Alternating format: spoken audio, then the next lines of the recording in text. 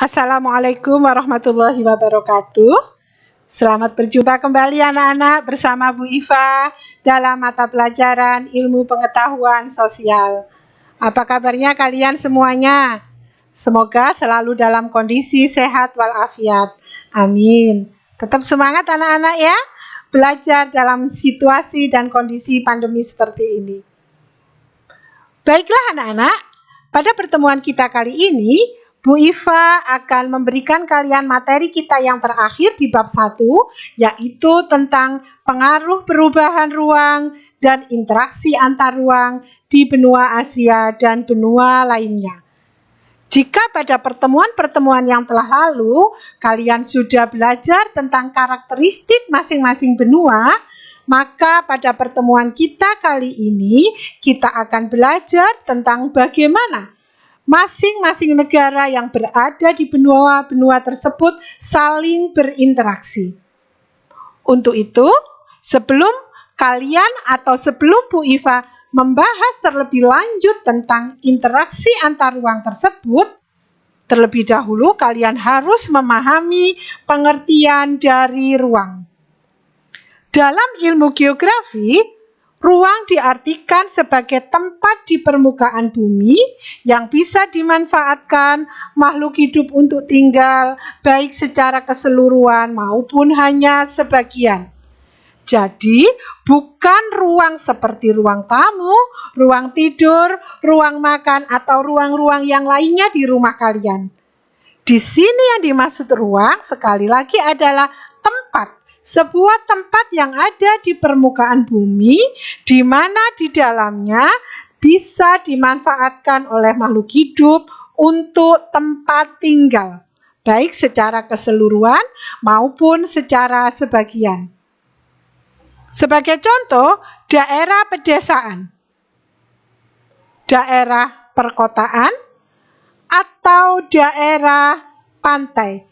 Daerah-daerah ini disebut sebagai sebuah ruang.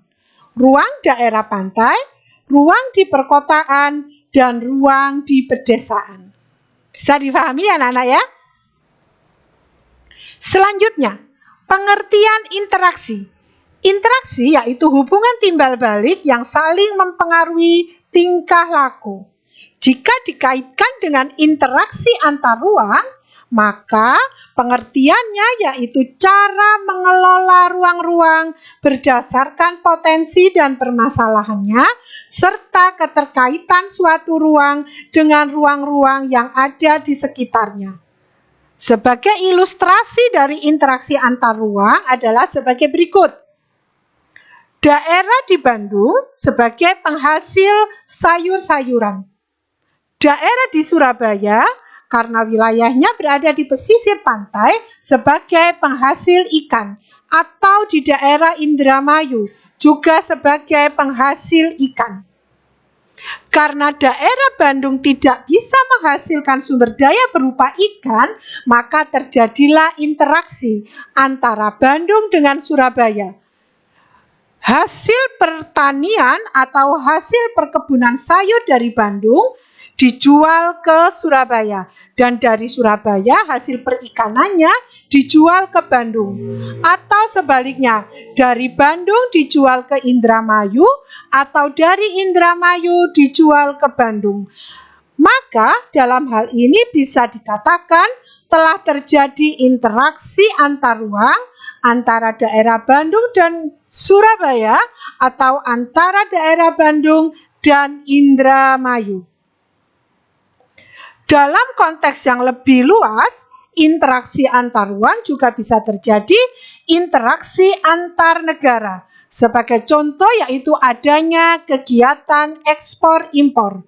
Kerjasama dua negara, yang negara A misalnya mengekspor, menjual barang ke luar negeri, dan negara B mengimpor atau membeli barang dari negara A. Terjadilah interaksi antar dua negara. Bisa dipahami anak-anak ya?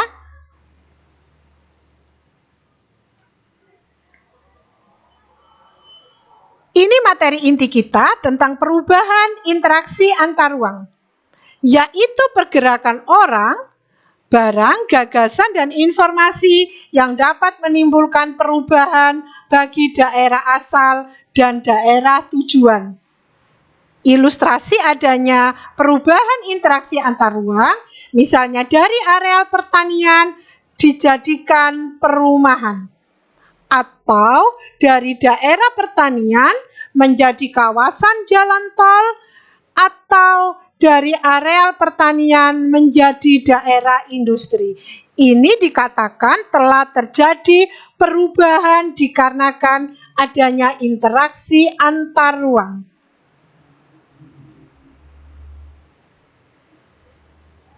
Dengan adanya perubahan dan interaksi antar ruang tersebut, bagaimana pengaruhnya terhadap negara-negara yang ada di dunia? Yang pertama, pengaruh terhadap kehidupan ekonomi. Dalam melaksanakan kerjasama dua negara, jelas masing-masing negara mendapatkan keuntungan dari kegiatan ekspor-impor tersebut.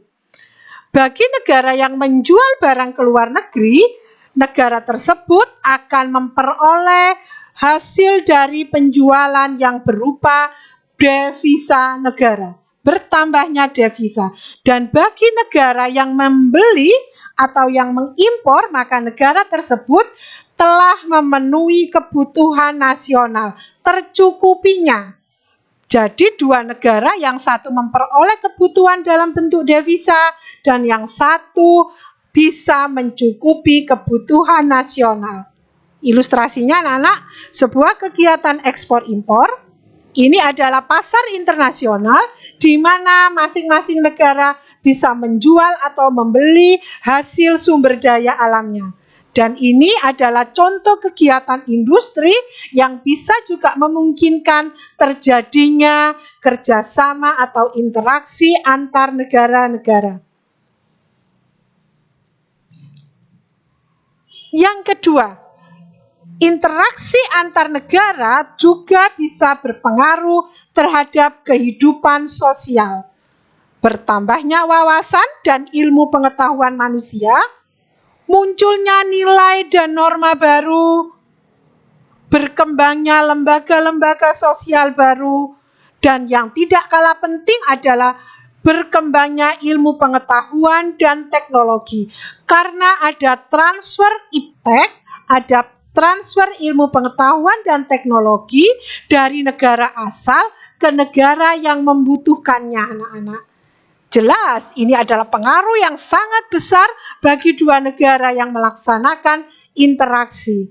Sebagai contoh, jika kehidupan sosial masyarakat yang semula suka bergotong royong, seperti itu anak-anak, misalnya di Indonesia, setelah adanya interaksi dengan negara lain, maka kehidupan masyarakatnya menjadi lebih individualis, kurang bekerja sama dengan orang lain. Gambaran pada masyarakat kita sekarang. Atau juga ibu-ibu zaman dulu dan zaman sekarang. Kalau dulu fungsi mereka hanya untuk mendidik atau mengasuh anaknya di rumah, sekarang sambil bekerja, ibu-ibu juga mengasuh anaknya. Cara berpakaian. Ini disebut sebagai pengaruh terhadap kehidupan sosial. Kehidupan sosial juga terkait dengan alat komunikasi. Misalnya kalau dulu masyarakat memakai kentongan, memakai lonceng, atau memakai beduk anak-anak dalam berkomunikasi dengan masyarakat sekitarnya, sekarang sudah tidak lagi. Mereka sudah menggunakan alat-alat yang lebih modern, yang serba instan, alat-alat yang terhubung dengan jaringan internet, lebih cepat dan lebih efisien. Selanjutnya anak-anak, interaksi antar negara juga berpengaruh terhadap kehidupan budaya. Karena dua negara melakukan interaksi, maka pengaruhnya bisa memudahkan dalam komunikasi dan transfer informasi. Yang kedua, eratnya integrasi dalam masyarakat karena sudah terjalin interaksi tadi anak-anak ya. Dan yang ketiga, kemajuan teknologi. Karena adanya transfer iptek, negara dari negara asal yang sudah menguasai teknologi ke negara yang masih belum menguasai teknologi. Dengan kemajuan teknologi, maka secara otomatis pola pikir manusia juga lebih maju. Dan ini mengakibatkan perubahan nilai dan tata sikap masyarakat.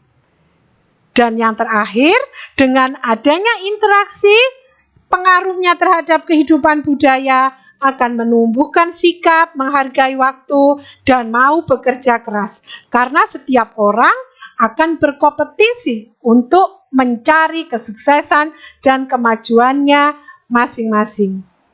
Nah, ini contohnya anak-anak pengaruhnya terhadap kehidupan budaya. Para kaum ibu yang dulu memakai rok, memakai kain, memakai kebaya, sekarang cara berpakaiannya sudah berubah dengan gaya pakaian yang lebih modern. Makanan yang semula memakan makanan tradisional, ini adalah kue klepon. Kemungkinan kalian juga tidak mengenal masakan tradisional itu anak-anak ya. Sudah beralih menjadi makanan yang ala kebarat-baratan, pizza dari Eropa. Dan yang terakhir, permainan anak yang semula permainan tradisional, sekarang sudah beralih ke permainan digital, menggunakan gadget atau dengan menggunakan laptop, lebih modern. Alat transportasinya yang dulu memakai kereta yang ditarik oleh hewan, sekarang sudah memakai kereta listrik. Ini adalah budaya yang berubah. Dan tempat belanjanya yang dulu lebih menyukai pasar tradisional, pasar-pasar yang ada di desa-desa, sekarang lebih menyukai berbelanja di pasar modern, di minimarket, di supermarket yang sekarang di negara kita sudah menjamur, bisa mengalahkan keberadaan pasar-pasar tradisional. Sangat berpengaruh terhadap kehidupan budaya. Selanjutnya anak-anak, interaksi antar negara-negara juga berpengaruh terhadap kehidupan politiknya. Munculnya dominasi negara tertentu sebagai negara superpower. Kemudian penyesuaian terhadap sistem pemerintahan karena dua negara yang saling bekerja sama sehingga masing-masing negara harus menyesuaikan kehidupan politiknya terhadap negara yang lain. Yang ketiga, keinginan untuk bekerja sama, karena pada dasarnya tidak ada negara yang bisa memenuhi kebutuhannya sendiri. Kemudahan komunikasi, tadi sudah kita bahas di depan, dengan adanya transfer iptek, dan kemudahan dalam mempengaruhi negara lain, karena masing-masing negara saling membutuhkan. Ini anak-anak salah satu contohnya, konflik antara Palestina dan Israel. Ini Indonesia dalam melakukan kerjasama juga akan dipengaruhi oleh adanya konflik. Yang Indonesia lebih mendukung Palestina daripada Israel. Nih, contoh lainnya yaitu ini, Menteri Luar Negeri kita melakukan kerjasama dengan negara-negara yang ada di Asia Pasifik. Negara-negara di Asia Pasifik. Dan yang terakhir ini misalnya Presiden Joko Widodo melaksanakan kerjasama dengan Presiden Amerika Donald Trump. Jadi interaksi mempengaruhi juga kehidupan politik suatu negara. Yang kelima, pengaruh interaksi terhadap kehidupan pendidikan. Dengan adanya interaksi, jelas anak-anak, kualitas sumber daya manusia akan mengalami peningkatan. Bisa berkembangnya sarana dan prasarana, mudah dalam mengakses informasi karena didukung oleh sarana dan prasarana yang lebih canggih, kemudian berkembangnya berbagai model dan teknik pembelajaran.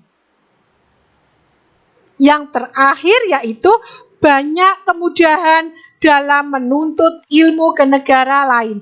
Jarak bukan lagi menjadi penghalang. Apalagi dalam kehidupan pendidikan. Banyak kemudahan-kemudahan yang ditawarkan oleh negara asing.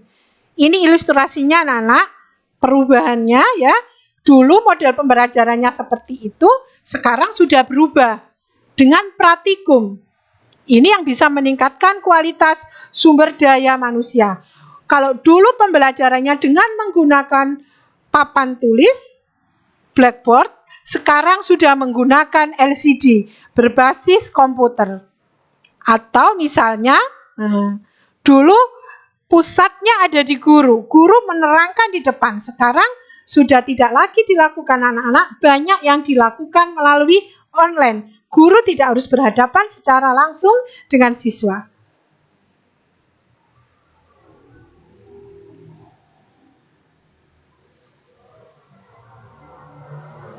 Demikianlah tadi anak-anak pembelajaran kita kali ini. Cukup singkat. Walaupun singkat, Bu Iva harap kamu bisa memahami apa yang sudah disampaikan oleh Bu Iva.